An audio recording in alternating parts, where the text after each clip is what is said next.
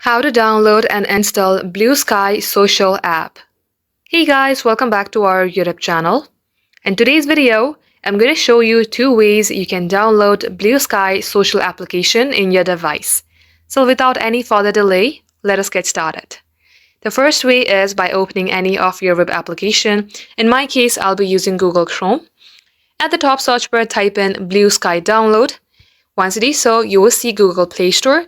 Tap onto it, or you can also tap on install here. Another way is by opening up your Play Store and searching for Bluesky. Even if you have gone from Google Chrome, it would also direct you to this page. So the process is same for both.